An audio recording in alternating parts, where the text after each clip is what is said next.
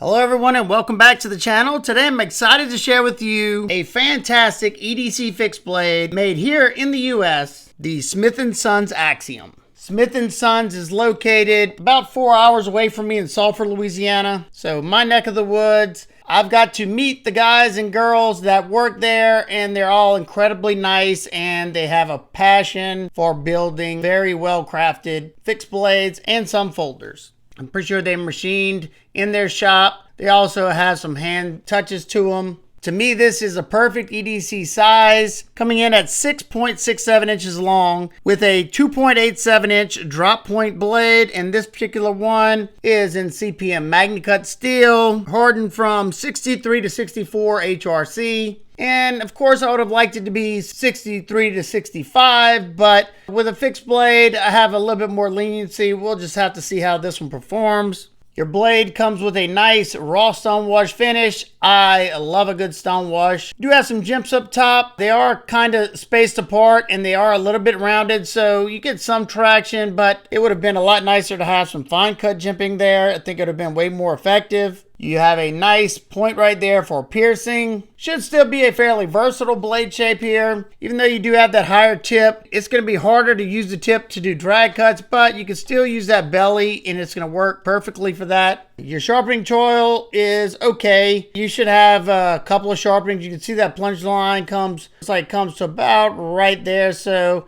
probably have about 2 to 3 sharpenings. I sharpened this one up after I was finishing testing, and I still have probably a good 2 sharpenings, maybe 3. And that's not the biggest deal when it comes to my fixed blades because it's a quick and easy fix. I can always extend that if I need to. The first thing I noticed is they use nice and thin blade stock at 0.10. And when it comes to my EDC fixed blades, I want them to be good slicers. Magnacut's plenty tough enough, especially at that hardness. So I'm glad they utilized that with a thinner blade stock. 0.10 is in that Benchmade bug out territory, I'm pretty sure. And you don't see too many fixed blades with that thin of blade stock. It's also paired with a high flat grind that kind of turns into like a slicer grind. You have a little bit of flat back here and then it goes into a full flat up here in the front. So you're going to have a nice needle-like tip right there for piercing. And it's not overly dainty. If you had to do a little bit of boring in the wood, you should be a-okay with that. And that flat grind comes down to around 18 thousandths behind the edge with a 20 degrees per side edge bevel.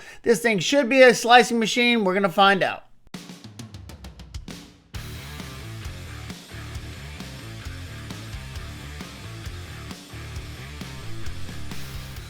My particular knife came with a really good edge out of box, and being that this one is a higher tip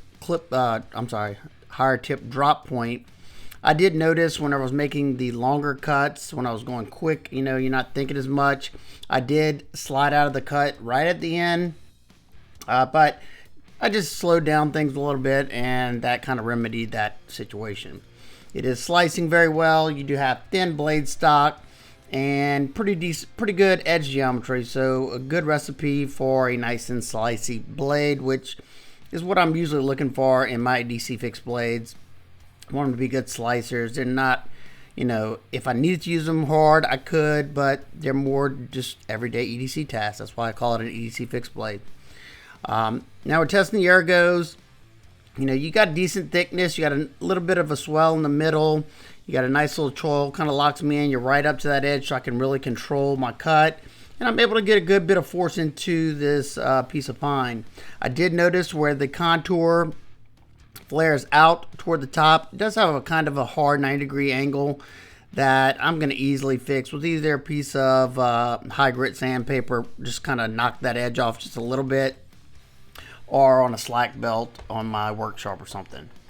But moving on to the 1/2 inch sisal rope, and you'll see me go to the pointer finger grip sometimes. That's because the edge is sharp and it's got bite. It's passing through the sisal rope cleanly, effortlessly, exactly what I'm looking for, and couldn't be happier. Now, being that you do have the higher tipped drop point, it's going to make these cuts on a flat cutting surface a lot easier. Because the lower that tip gets, the less belly you have, and that makes, you know, getting more of the edge onto the flat surface before you come in contact with your knuckles or the scales. So yeah, so far so good. It was comfortable. I mean, especially with gloves on, obviously. I did not feel like the handle's too skinny or anything.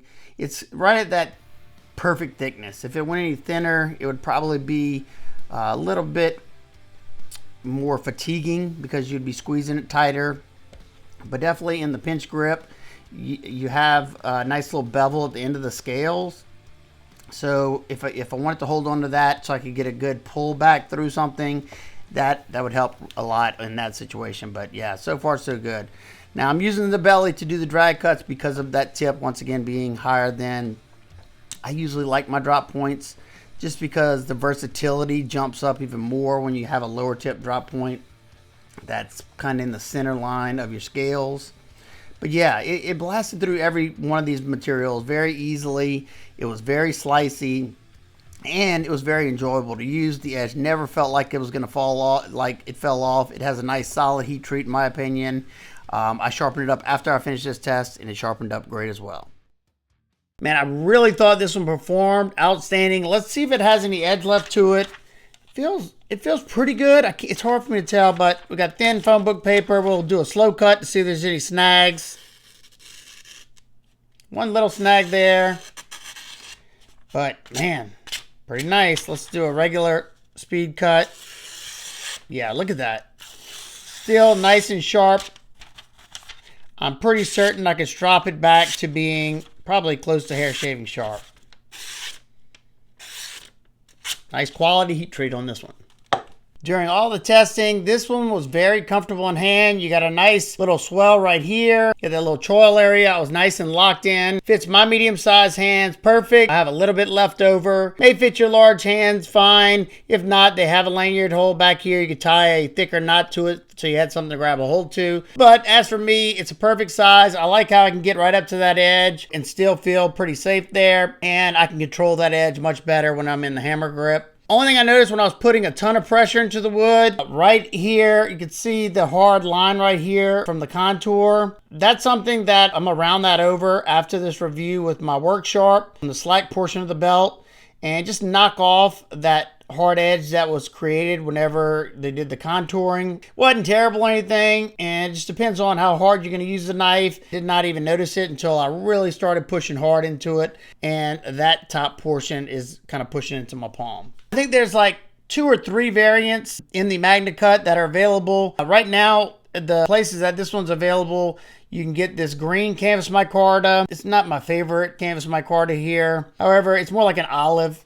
They do have I think it's Woody Marsh of the Rich Light, and I think that one looks really, really nice. I wish I would have gotten that one. I don't know why I didn't. But both of them look nice, and I'm sure they're both just as comfortable. But being that you have a fairly neutral handle, no crazy choil sizes, forward choil area, whatever grip I hold it in, it's very comfortable. This is definitely not a grip I would hardly ever use my knives in, but if you had to like stick it into some wood real hard so you could do some feather sticking like that, you know, it is comfortable. This is rounded over. But like I said, the pull cut, it's nice and comfortable for my medium-sized hands. And the pinch grip is nice. They do have like a little contour on both sides right there. So it feels good whenever you're doing that pinch. So if you had to pull it back, you could. Got something to hold on to. The pointer finger grip, nice and comfortable. That's where I like to go if I'm pushing into something like this. Or if you had to make a felt cut to clean some small game or something, you could do that. So we'll take a close look at this olive green canvas micarta. It could probably use a good coating of oil. And you can see the little swell right here. You can see the line right there. That feels nice in hand, especially in this choil area. Bolt-on construction. You got nice big fasteners.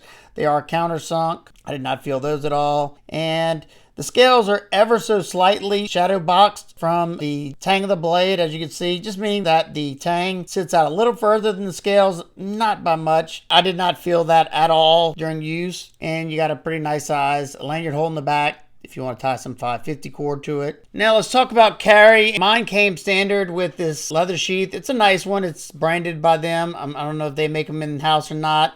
It's definitely a very well-made leather sheath. This is not the way I like to carry my EDC fixed blades. I prefer to drop them in the pocket, usually hooked with an Alti clip or something. But one nice thing is on their site for 35 bucks, they offer a Kydex sheath, and I've already purchased one right before I started this review. So that option's there. But I have a 3x3 Alti clip on mine. It buries in there nicely in my lightweight shorts, and I can easily retrieve the knife, no problem. And then when I want to put it back, like always, I just kind of tip the sheath up like that, just so I can guide it in there, make sure it's going in there properly, and then go about my business. Like the Kydex a lot. When I was carrying it with the leather sheath, I'm not big on carrying a knife on my belt. It's just not how I like to carry. So I did just take the leather sheath and drop it in the front pocket or in the back pocket whenever I was carrying it before I got the Kydex sheath. Now on this Kydex sheath, it does have the little retention screw right here with the little rubber gasket right here. So if you need to make the tension tighter on the Kydex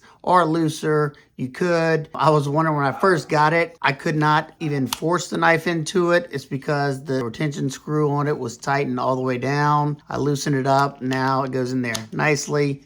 No rattle whatsoever, and perfect amount of tension to have a nice positive click. I do wish it was a fold over taco style Kydex sheath. However, it carries fine. It's just going to be wider in the pocket. You have tons of lashing spots to put whatever type of clip you want to put on it. But 3x3 fits great, and with the spacers, it allows enough room for the Alti clip to sit on top of the retention screw. But, you know, depends on what you like better. If you like to carry it with leather, you have that option as well. Even with that leather sheath, it's still nice and lightweight at under 4 ounces at 3.97 ounces. And like I said, it carries really nicely. Now let's check out some size comparisons with some nice competitive options. It's just a hair shorter than the White River M1, and it's just a hair longer than the Reef Knives F3. Next, it's about identical in length to the SC Azula 2, and it's just a hair longer than the LT Wright Frontier Valley. And it's almost identical in length to the Bradford Guardian 3, and it's just a hair longer than the Rainer Knives Fast Pack. And lastly, it's a little bit shorter than the Ontario Wrap Model 2, and it's just about identical in length to the Benchmade Mini Grip.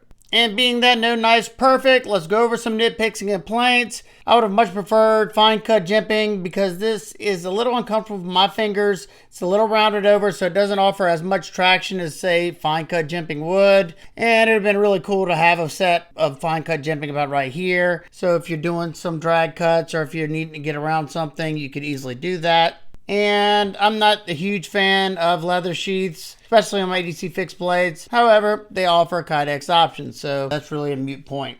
And lastly, I'm glad they have a little bit thicker scales, and I'm glad they did this beautiful contouring, but it would have been really nice if they would have knocked off this edge right here. You can see what I'm talking about, where it's kind of darkened up from the oils in my hands. It's not terrible, and it's a pretty quick and easy fix with some sandpaper or slack belt on a belt grinder or work sharp, but it'd have been nice if that would have been done from factory. But not a deal breaker for me because it's an easy fix and it wasn't really noticeable until I started really bearing down. Plus, you got to keep in mind that my hands are way more beat up than the average person. I have neuropathy in my hands. I get weird feelings in my hands all the time, and that's why jimping is a pretty big issue for me, depending on how it's done.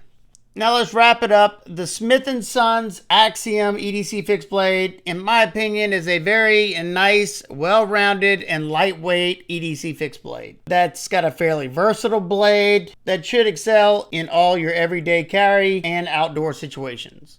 Its lightweight build, sharp blade, and comfortable grip make it a standout option in this price point, especially the fact that it's USA made. I think this is a solid investment for anyone looking for a dependable EDC fixed blade for both seasoned knife enthusiasts and newcomers alike. If you're in the market for a reliable, well-made fixed blade crafted here in the US, I highly recommend you checking out the Smith & Sons Axiom. If you're interested in this one, of course, I will have it linked down below in the description. It may be an affiliate link, so if you want to help support what I do here on this channel, it helps me pay for those testing materials. I can't thank you enough. If not, it's no big deal. Thanks for tuning in, everyone. If you enjoyed this review, hit the like, subscribe, and hit that bell notification for more in-depth knife and gear reviews. And let me know your thoughts on the Smith & Sons Axiom in the comments below. Until next time. Keep those blades sharp, smile more,